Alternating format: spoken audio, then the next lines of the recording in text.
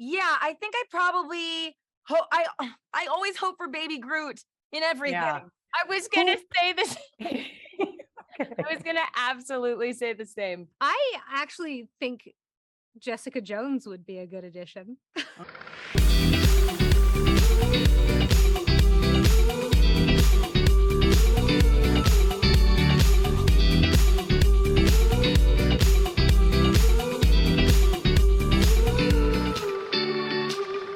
Congratulations on this. Thank you. This TV series, like so many things that Marvel's involved in, raises the question about what responsibility do those in power have? And I'm curious, in your opinion, what responsibility does someone who is cast in a role that has power have? I would hope that we tell a human story. You know, that we question the nature of power, and that we question the nature of who's allowed to wield power, and how that power is wielded. That's what I'm so curious about when I, got this script, was like, how are we going to navigate a woman who from the outside has all of this power? How does that make her a target? How does that make her feel confident? And how does that make her feel like a fraud? All of this stuff is like really exciting territory to me. Yeah, she's got a lot going on. And one of the most human parts obviously involves family. When she is revealed as She-Hulk, her family peppers her with questions, or, it's a typical family dinner. When you got cast, which family member just wouldn't stop with the questions? No, I mean, you know what? My family knows I'm like the cagiest person when it comes to my work. Like, I rarely want to talk about it with them. So, I think my brother Daniel was like very supportive and like had a lot of questions about it throughout. And yeah, but they're kind of like, Tat doesn't want to talk about it. She's given us that look. Yeah, exactly. One of the questions I had, and I want to word this right, because I think this is a very fair question, and I'll tell you what Ginger answered. And I also asked Tom Hiddleston this when Loki came about, was whether it takes place or not. When you're cast in a Marvel film, the universe is so extensive. Who were you hoping to see? Whether it happens or whether it doesn't, we won't say. But I'm genuinely curious. Who, for Ginger, it was Baby Groot. I was gonna say this. I was gonna absolutely say the same. Ginger and I are very similar in the kind of characters we gravitate towards in Marvel shows. And I feel like Baby Groot I'm right there with her. I would love to carry Baby Groot on my shoulder as She-Hulk, I think, or put him in my bag. And again, we won't say whether that happens or not. Yeah. Am I allowed to float a fan theory by you? Yes.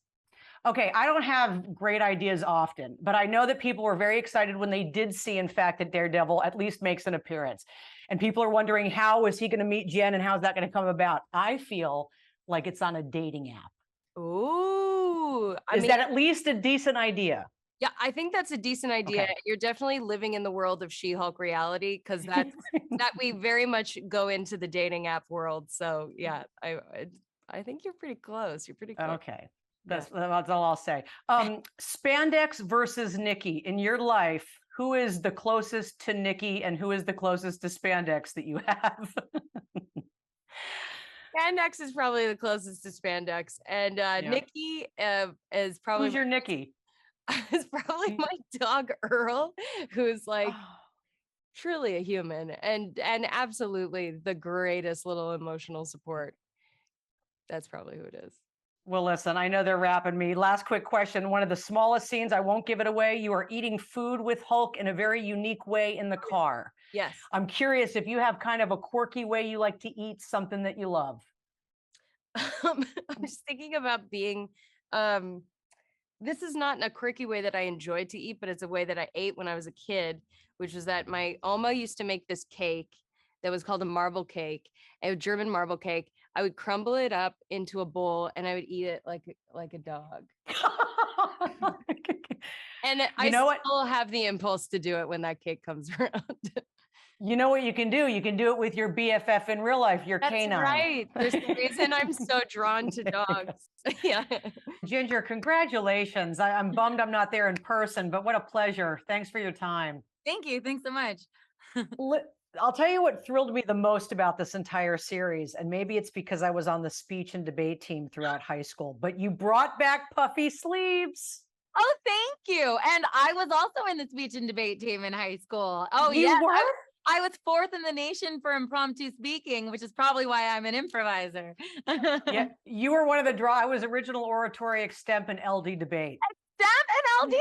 Oh my God. I could go on. Listen, that's all I want to talk about now. But I have such a affinity for forensics. I wouldn't be an Same. actor if it weren't for that. I also did humorous and Turk. Oh my God. I say it's the best preparation I ever had for what I do now and anything else. But For again, life. I digress. Yes. We have to talk about She-Hulk. You know, there's a great scene when she's revealed as She-Hulk. She goes back and visits with her family. And of course, they're peppering her with all sorts of questions. When your friends and family found out you were cast in this, what was the biggest question you got? And who annoyed you the most with all the questions? Oh my God. It's literally it's really my dad, and he's trying to find out how much of the merch I can give him. Like Okay. we usually get like wrap gifts on any show. Like you get a sweatshirt that says She-Hulk or something. And he's instantly like trying to make sure that I put in his size so that the gift goes to him. And so he recently lost his She-Hulk hat. So he texted me and he would like another one. Yeah. I have a feeling he'll be just fine. I have a feeling that they'll have him covered. You know, this is in the trailer, but one of the funniest parts of the whole film, or at least one of the funniest lines, is when Hulk says, you know, who's your best friend? And she goes, Nikki. And he goes, no, it's spandex. So you've got to compete somehow with spandex. What does Nikki bring that spandex does not offer? Listen, as a non-inanimate object, I bring so much more. I like to say that I'm emotional support. I'm a shoulder that she can lean on. And that's a really nice thing that I do, because the She-Hulk shoulder is much heavier than a regular shoulder. So it sends me to the chiropractor. But yeah, Nikki's a really good cheerleader for her best bud. And I want people to be cheerleaders for their friends so they can reach their full potential. And so I think she does that in a way that I would love to see like more people do with their friendships in life. Plus, she's the one that's encouraging her to embrace her inner Hulk and embrace everything that's going on. Thank you. If She-Hulk saves the world, we can safely say it was because of Nikki, because Absolutely. I can take all the credit. I say behind every superhero, there's a fast-talking, reckless friend that told them that they should change their shapeshift. Okay. Obviously, the Marvel universe is huge. If I'm cast in a Marvel film or TV series, the first thing I want to know is, oh, I hope X and Y pop up in it. Without saying if they do or if they don't, can you at least share the first person when you got cast, you thought, oh, I hope I see X somehow in this? Not saying if that's even going to happen. Yeah, I think I probably hope.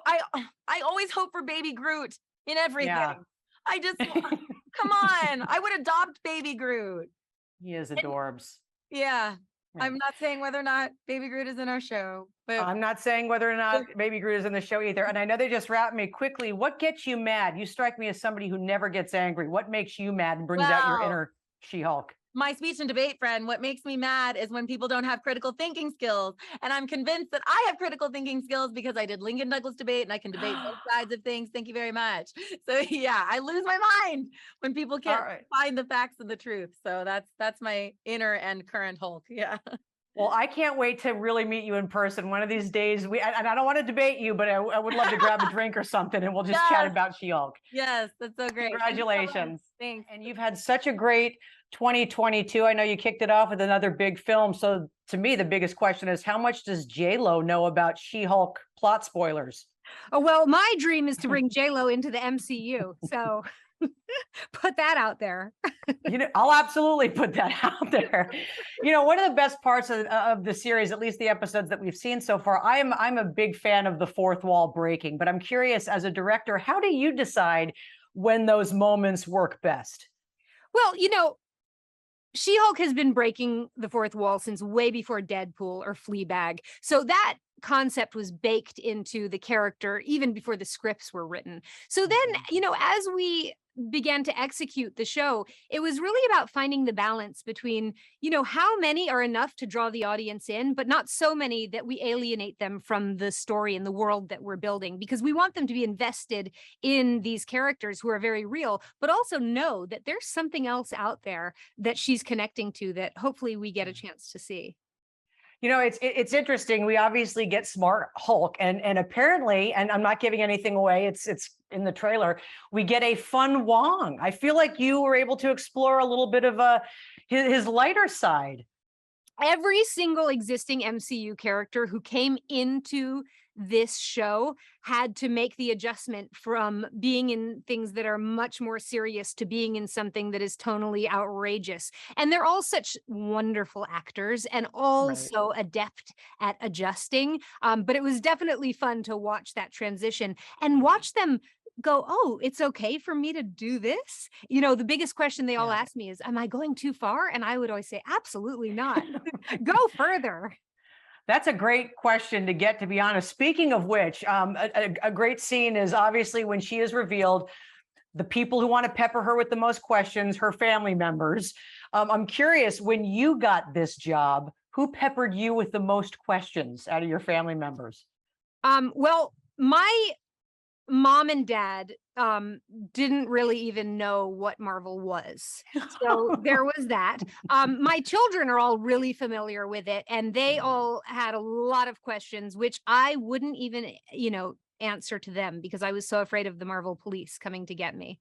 Well, plus, and kids, they don't mean to mess up. They're going to talk to their buddies. It's no fault of their own if they spill the beans. Exactly. I got Yeah. them very scared about Marvel security. But here's a question, and I asked the other actresses this as well. In all seriousness, without giving away if it happens or if it doesn't happen, was there somebody just personally that you thought, oh, I hope X or Y is in there? Like whether or not it takes place, we don't need to know, but just personally, was there a name that you thought, oh man, if Thor shows up, I'll be thrilled? Well, Like- put that out there. Let's have Thor come visit She-Hulk. No, I think the person who I think most organically fits into the world is in the show. I actually think Jessica Jones would be a good addition. Yep. And we'll end it at that, whether it happens or not. Hey, congratulations again. I hope to meet you in person one of these days, Kat. Thank you. Thank you.